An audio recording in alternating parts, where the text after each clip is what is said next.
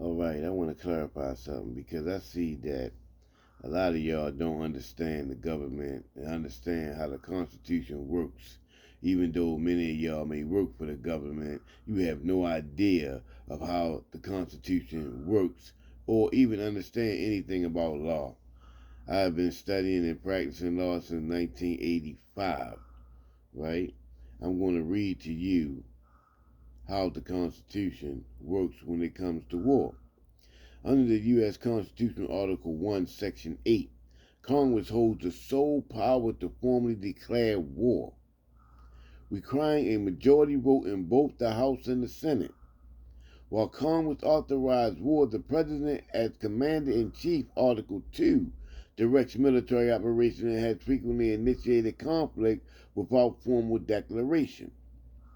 Key details regarding the rights to declare war include congressional authority.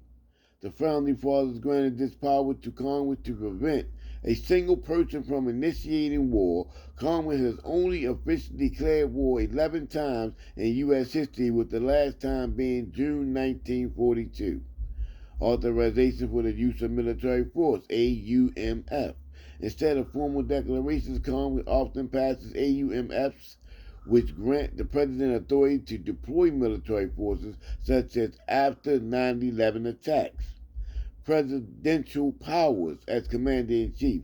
The President has the power to respond to sudden emergencies or attacks on the U.S. War Powers Act 1973. The law attempts to limit the President's ability to engage in long term military actions without congressional approval.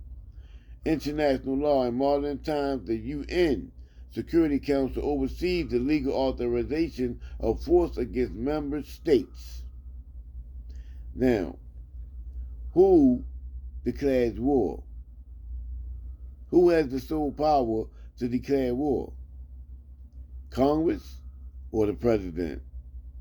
I don't think the President has sole power. It's the Congress, right? Which I already knew since the 80s, right? However, all y'all that support Trump don't have no idea and don't respect your country's constitution.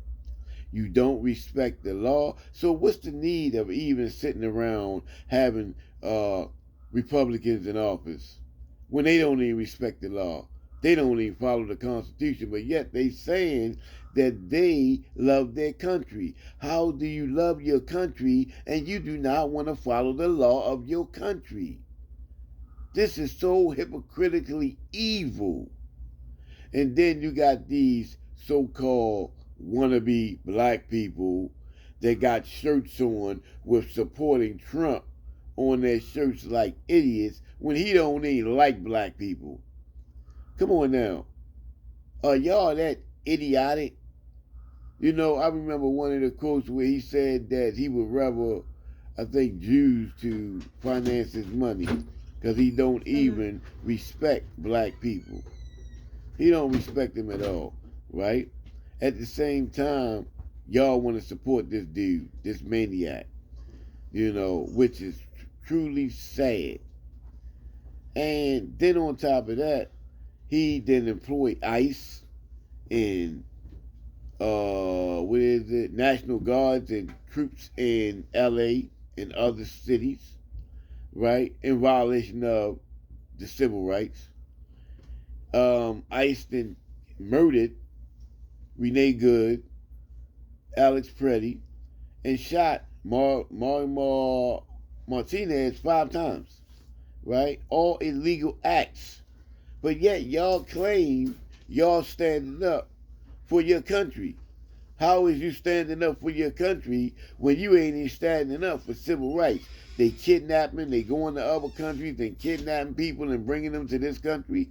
They kidnapping people off the streets and transporting them to other countries after they had got a court ruling to stop in midair.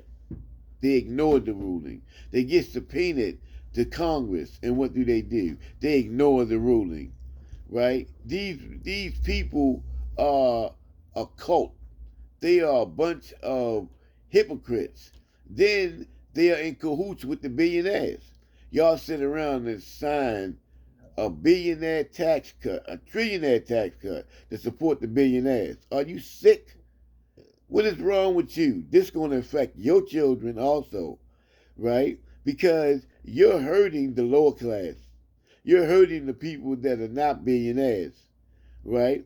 These billionaires get so much money. They greedy, they selfish, they evil, they wicked. You know, they get all of this money and they want more and more and more and more. You see, you want to give them $1 trillion tax cut and then try to make us pay the bill. You know, something is truly wrong with y'all. But this is supposed to be a Christian country, right? Nope, I don't think so. I call this a devil country. This is an evil country. Then people might say, well, why are you here? You know why? Because I'm Cherokee. That's why I'm here. Right? I was here before y'all got here. My people been here. See? I'm a native of this country. You know, you don't like what I say, you get the hell out. Get the hell out my country. You see what I'm saying? Because y'all don't belong here. You want to go there? Let's go there. You know what I mean? Y'all thieves, y'all murderers, y'all liars. You know what I mean? Y'all evil, wicked people.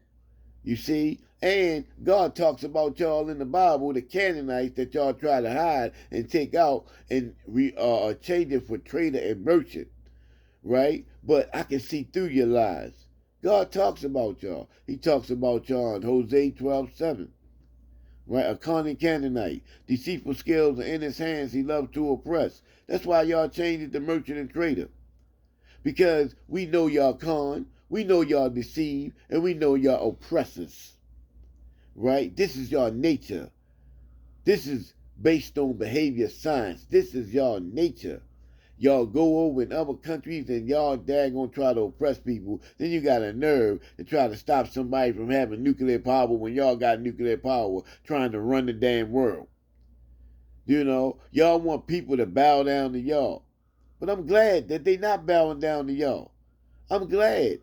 See, that they fighting back because my thing is this. I'm going to fight back. You hit me, I'm going to hit you back. You shoot me, I'm going to shoot you back. See, an eye for an eye, a tooth for a tooth, right? If it's right for you, it's definitely right for me. And if it's wrong for me, it's definitely wrong for you. I'm not going to give you more than me, see? And I don't want more than you. Peace.